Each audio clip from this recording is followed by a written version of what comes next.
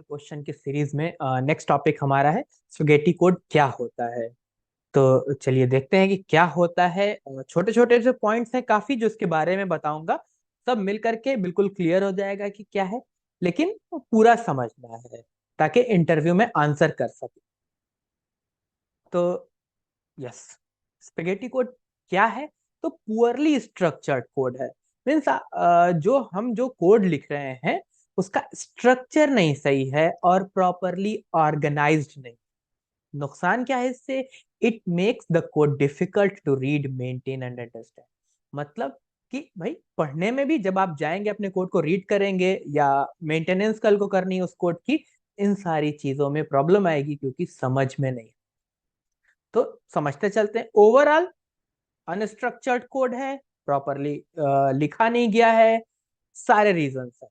तो एक एक करके हर रीजन को देखते हैं ताकि प्रॉपरली इंटरव्यू में इसका आंसर कर सके। तो unstructured flow. Spaghetti code lacks a clear flow of control. It often involves expensive jumps and interconnection between different parts of the code, making it hard to follow. क्या कहना चाह रहा है? पहली बात, कोड का फ्लो नहीं क्लियर है। दूसरी बात, जंप कर रहा है, कभी इस फंक्शन से उस फंक्शन, उस फंक्शन से उस फंक्शन, उस फंक्शन से इस फंक्शन, पता ही नहीं है कहाँ से किधर जंप करते चले जा। तो ये जो बेवजह की जंप्स लगा रहे हैं, फंक्शन कॉल्स लगा रहे हैं बिना सोचे हुए, वो गलत है।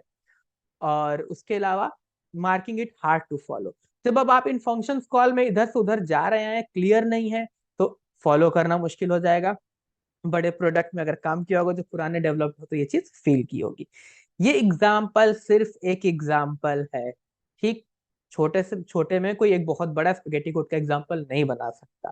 तो एक एग्जाम्पल है छोटा सा कि सपोज दैट एक फंक्शन है, उसमें x इज इक्वल टू 1 लिया हुआ है, अब x इज इक्वल टू 1 पर कुछ कर रहा है, एल्स पार्ट कभी कॉल ही नहीं हो रहा है। जब इसको डिबग करना शुरू करेंगे, जब समझेंगे तो कहेंगे कि फिर ये डू दैट क्यों था, और फिर कुछ कॉल कर रहा है। तो मतलब प्रॉपरली स्ट्रक्चर्ड होना चाहिए। एंड में एक छोटा सा एग्जांपल दूंगा जिससे क्लियर हो जाएगा। एक्सेसिव नेस्टिंग, बहुत ज्यादा कंडीशन, दो कंडीशन, तीन कंडीशन, चार कंडीशन नहीं।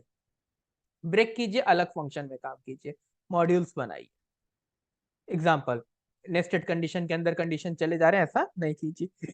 ग्लोबल वेरिएबल्स, ये रिलायंस करता है ग्लोबल वेरिएबल्स। यानी आप एक फंक्शन के अंदर एक ग्लोबल वेरिएबल ले रहे हैं, सपोज दैट उसकी वैल्यू बढ़ा रहे हैं, उसके ऊपर आपकी डिपेंडेंसी है, और चेंज हो जाए तो इससे बचना है। फॉर एग्जाम्पल कोई भी ग्लोबल वेरिएबल है, आप फंक्शन के अंदर से उसको एक्सेस कर रहे हैं, इससे बचना है। नो मॉड्यूलराइजेशन। मॉड्यूलराइजेशन, अभी पिछले वीडियो में हम लोगों ने मॉड्यूलराइजेशन पे बात किया था। तो मॉड्यूलराइजेशन नहीं होता है, कोई प्रॉपरली ऑर्गेनाइज्ड नहीं है आपका कोड, मॉड्यूल्स नहीं बनाए आपने, सब एक जगह भरे जा रहे हैं। All code reside in a single file और फंक्शन। सारा कोड एक जगह रख रहे हैं, बड़े बड़े से फंक्शन बनते हैं, ये काम नहीं करना। For example, 100 line of code, 1000 line of code एक फंक्शन में लिख दिया, 100 लाइन ऑफ कोड लिख दिया, गलत है। छोटे से छोटा फंक्शन बनाइए, एक स्पेसिफिक टास्क होनी चाहिए कि भाई इस वाले फंक्शन में यही वाला काम करना है। Lack of comments and documentation बहुत इंपॉर्टेंट पॉइंट है। कमेंट्स जो है ना, जो फंक्शन के कमेंट्स हैं, क्लास के कमेंट हैं, कोई स्पेशल लॉजिक लिख रहे हैं, उससे रिलेटेड कोई चीज लिखी हुई है, ये सारी चीजें बहुत इंपॉर्टेंट है। इसी से दोबारा जब आप अपना कोड देखते हैं या कोई और डेवलपर आपके कोड को देख रहा है, वो समझ पाता है कि क्या हो रहा है और क्या एक्शंस लेने हैं। एग्जाम्पल, कोई कमेंट नहीं है, कुछ नहीं है, बस कोड लिखते चले जा रहे हैं। Exactly what spaghetti code is characterized by a lack of structure. कोई स्ट्रक्चर नहीं है। डीप नेस्टिंग, बहुत ज्यादा नेस्टिंग कर रहे हैं। Reliance on global variable, global variable से बचना है जहां तक बच सकते हैं। एब्सेंस ऑफ मॉड्यूलराइजेशन, मॉड्यूल्स नहीं बनाया है। पुअर डॉक्यूमेंटेशन या नो डॉक्यूमेंटेशन। फॉर एग्जाम्पल, सिर्फ एक एग्जाम्पल है, इतना छोटा सा एग्जाम्पल स्पेगेटी कोड का फील नहीं आएगा। तो कुछ रेडियस लिया है, शेप लिया है, पाई की कुछ वैल्यू है, तो यहाँ पे एक कंडीशन लगा दिए कि भाई if shape is equal to circle, area is equal to area, calculate किया और कंसोल लॉक कर। तो कहने का मतलब ये है कि स्ट्रक्चर बनाना है, इतने छोटे से एग्जाम्पल को नहीं सोचना है कि एग्जाम्पल, और इंटरव्यू में ये एग्जाम्पल काम करेगा क्योंकि वहां पे भी आप सच में एक स्पेगेटी कोड 400 लाइन का कोड लिख करके नहीं दिखा सकते, तो ये काम करेगा वहां। ठीक। तो करेक्ट कैसे कर सकते हैं, बेटर वे क्या है? बहुत छोटा सा एग्जाम्पल है कि मुझे एरिया कैलकुलेट करना था, मैंने अलग से एक फंक्शन बना लिया, कैलकुलेट सर्कल एरिया। ऐसे calculate square area, calculate rectangle area, अलग अलग फंक्शंस बना।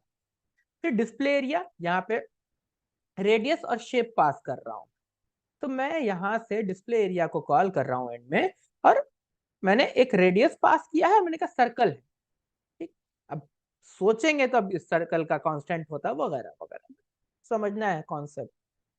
तो ये सर्कल पास किया यहाँ से, एरिया कैलकुलेट, अब ये फंक्शन कॉल करेगा, तो ये कैलकुलेट सर्कल एरिया, कंडीशन लगाएंगे, कैलकुलेट सर्कल एरिया और रेडियस पार किया, तो यहाँ से इसने रेडियस पास किया, यहाँ से एरिया कैलकुलेट हुआ सर्कल का, यहाँ एरिया आ गया और उस एरिया को प्रिंट कर दिया।